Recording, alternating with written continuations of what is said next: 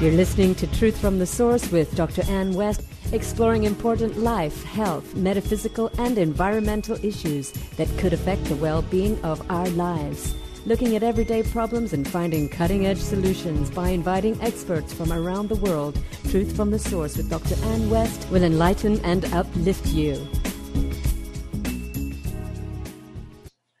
Happy New Year, Kauai, and here is the last interview in a series on the enlightenment process, The Path to Enlightenment with Yogani. We have done 10 interviews, and this is the final one, the 8 limbs of yoga. So stay tuned with us while you hear the completion of The Path to Enlightenment.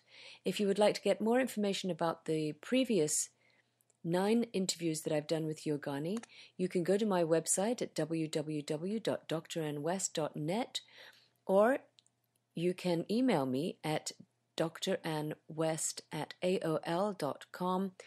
And besides that, you can also go to Yogani's website at the aypsite.org. I'm Dr. Ann West. I'm happy to be with you today. Happy New Year. Blessings and namaste. I hope you enjoy the completion of the Enlightenment series. I'd like to welcome Yogani for part 10 on the Path of Enlightenment series. Here we go again, Yogani. We have today our topic is the 8 limbs of yoga, and welcome again back to Truth from the Source. Thank you, Dr. Ann. It's great to be here again.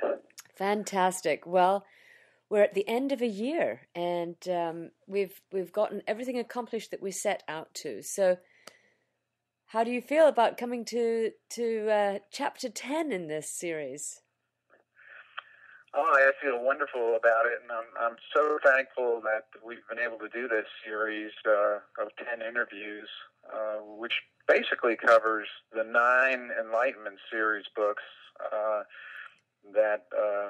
that I wrote over the last 4 or 5 years.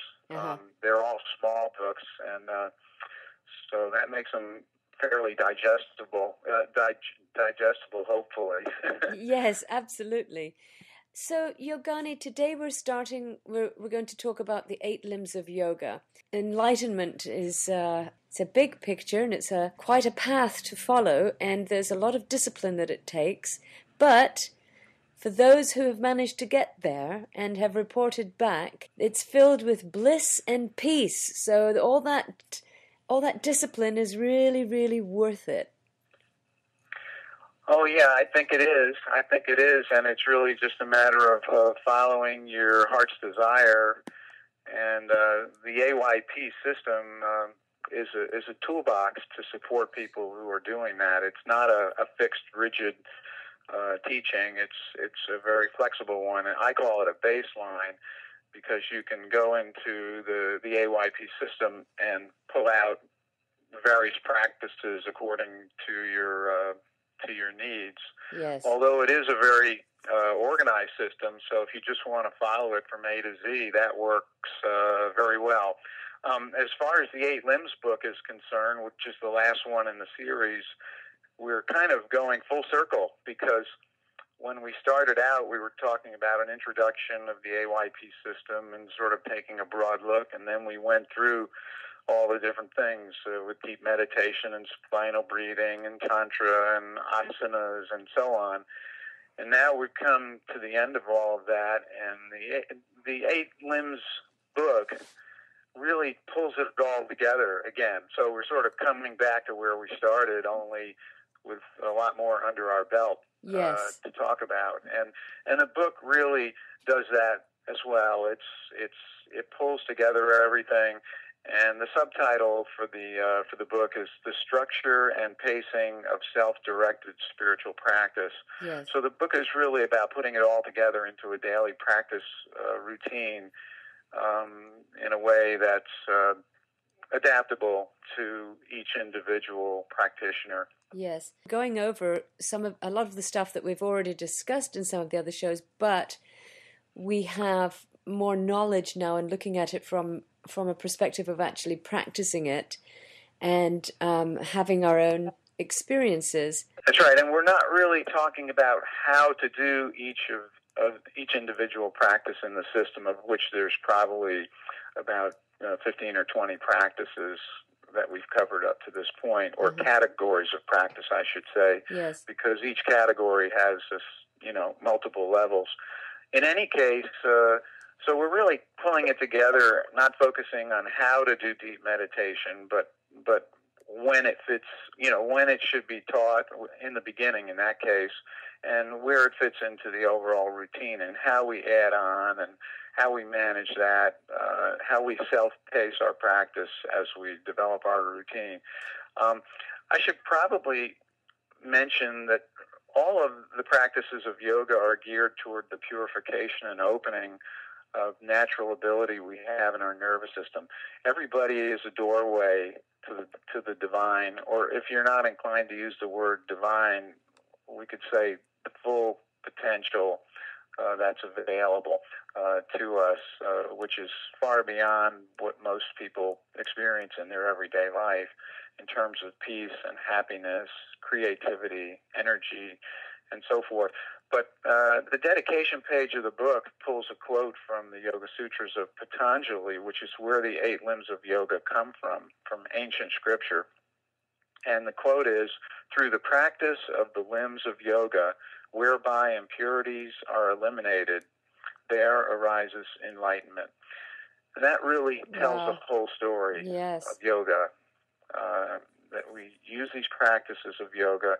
There are multiple limbs, multiple angles that we can take that take advantage of natural principles in our nervous system, and we remove impurities. We purify and open the nervous system, and there arises enlightenment. There are really 2 basic angles to it. The one is the cultivation of inner silence, which is what meditation is for, and samyama as well, which is another practice we discussed in a previous interview. And the other side of it is the cultivation of what I call ecstatic conductivity, which is the ecstatic nature of our nervous system. And when you're cultivating both of these, a purification process is going on. And there are all sorts of releases that occur, and a big part of the process is managing that. Because if you go too fast, there can be discomfort. And if you're going too slow or not at all, there's not going to be much purification going on. So it's a balance. It's a balance between the practices that cultivate inner silence and the practices that cultivate ecstatic conductivity. Yes. And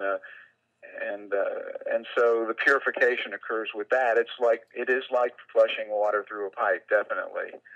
And the trick is to flush the water through in a way that gets the mud out in a natural, comfortable way without creating a big mess along the way. And there are probably some people listening here that can relate to that. Yes, absolutely.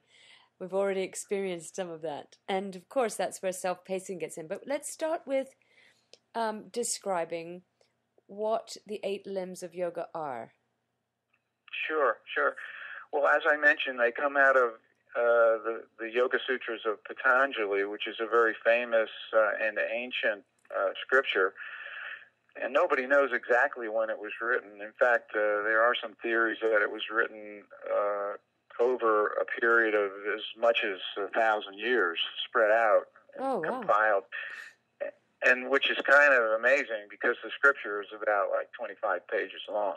So it's not a big thing. Well, what about Patanjali then? I mean, he apparently wrote them, right? The sutras. Well, Patanjali is a name that's assigned to the Yoga Sutras, and if you go look on Wikipedia, they think he lived around 2,000 years ago. But there's evidence of translations that were done under that name, and particularly the Yoga Sutras around 1,000 years ago.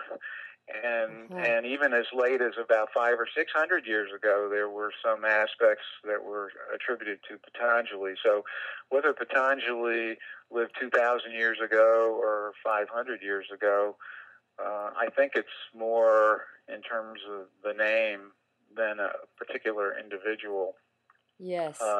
No one knows for sure.